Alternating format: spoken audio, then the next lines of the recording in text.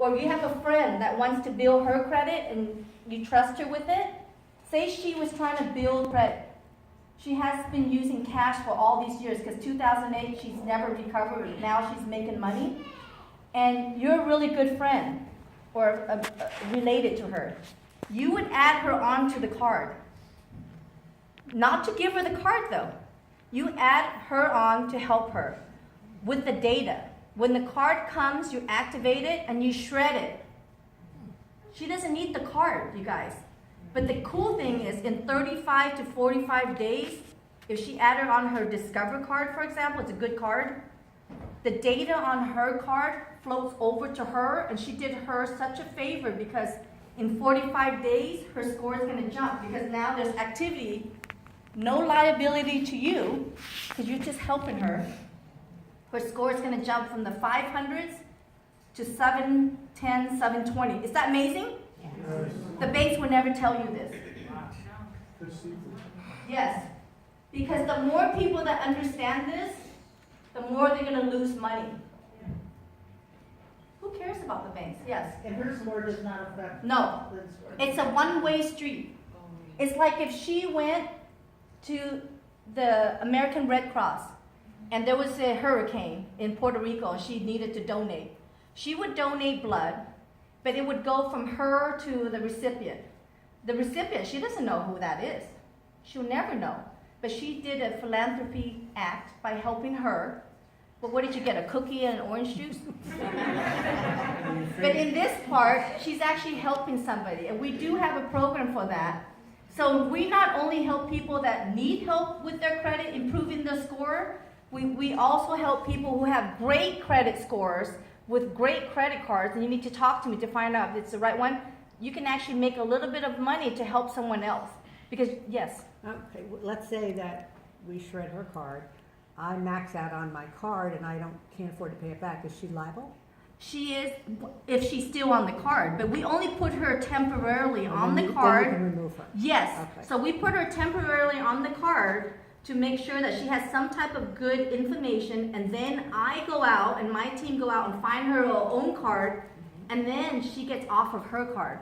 But hopefully those people who do have great credit, the statistic is that they always maintain good records. They would never go bad, hardly ever, in my history, and I've been doing it since '98. I'm just trying to protect myself. Yeah, that's good. So give her a round of applause for me giving her an example. Yes. I kind of was wondering, is it almost like co-signing and let that person take their own debt? Be responsible? No, it's the opposite of co-sign. It's called authorized user. Parents do it for their kids all the time, but the thing is, the banks, they know about it. It's totally legal, but we're using that system to help others. So that's a really good secret, and we know how to do it. I would suggest you do it yourself unless you contact us, because we have to tell you which card it is, what the limits look good, and also there should be no debt on that card, because any little debt will affect the recipient. It's kind of like if my blood had some type of disease, I wouldn't give it to her, right? It would only hurt her, right? Yeah. Good.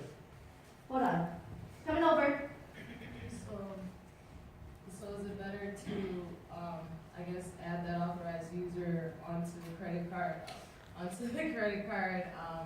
a credit card that's already established but at a zero balance, or is it better to just open a new credit card all around Okay. and have the authorized user? Okay, that's a great question. Okay. The answer to that is, it's kind of like, it can't be a new card because a new card really doesn't give history. It's kind of like wine. Have you heard of cheap wine versus good wine? Okay, the cheap wine, they come like $2 chuck, Yeah. these $2 wines. Well, they're so new that you want to spit it out, right? Because it's so new, it's not developed. But the older the wine, the better, because Bordeaux out of France, the aging is so old, you can charge up to $200-300 a bottle, right? You don't spit that out, trust me. Okay, so the older the card, the better. The higher the limit, the better, because it shows that she can handle the risk. But the balance has to be really low. Balance is how much you owe on the card.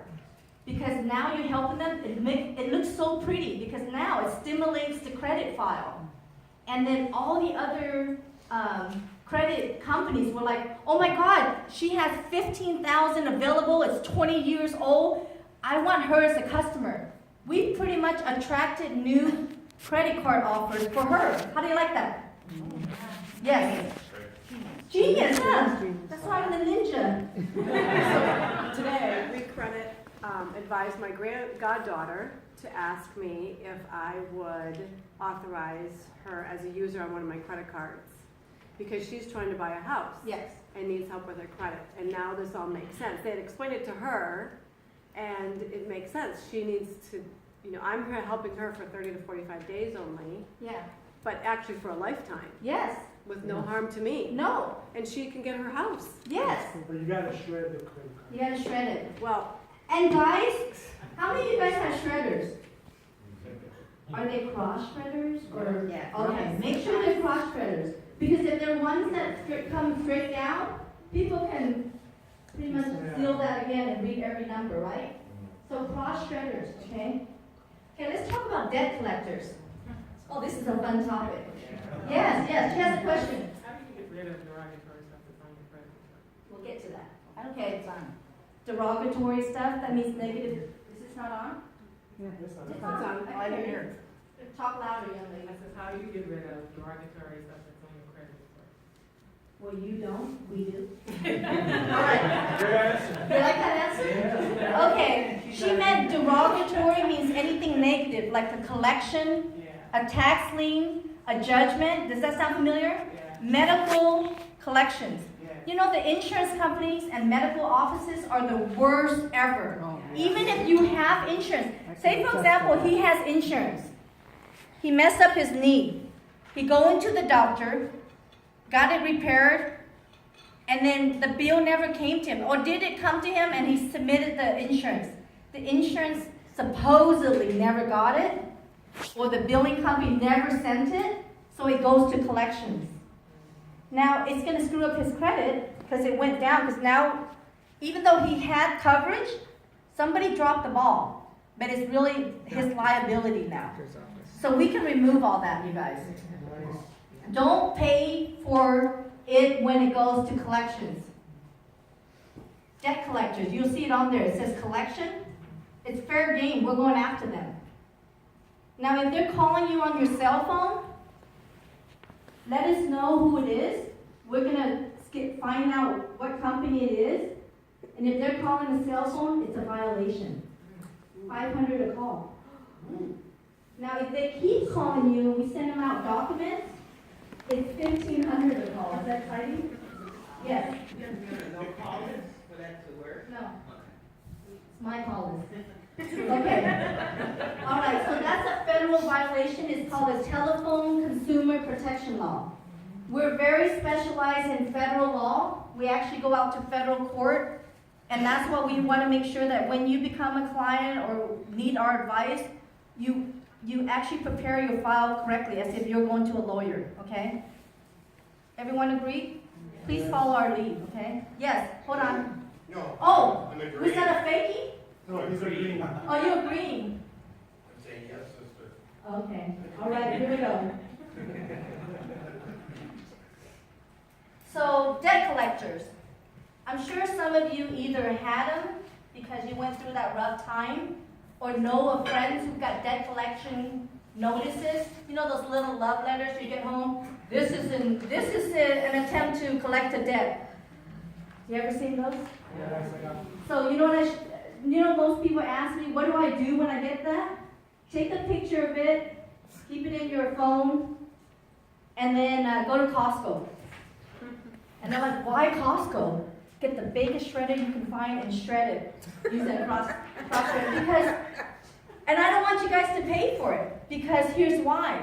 If you're with us, we actually send out federal documents to force them to stop that collection action. Because if you pay them, you don't, yeah, thank you. Good. If you pay them, did you know that it doesn't get removed? Because they're going to move on to the next sucker. Or you. And they keep going down the line because they're assuming that you don't know the federal law. Right? But if they get something from us, and they send it to their legal department, they know that we know the law. We know what they're up to. Okay. Was that helpful? Yes, very, very. All right. Hello, this is Emerson Anders. I just wanted to call Hold on. and thank you for how well you have been. Hold on a second. This technology stuff, guys, bear with me. Take a deep breath. Why don't everybody stand up? Take a deep breath. Come on. Let's everybody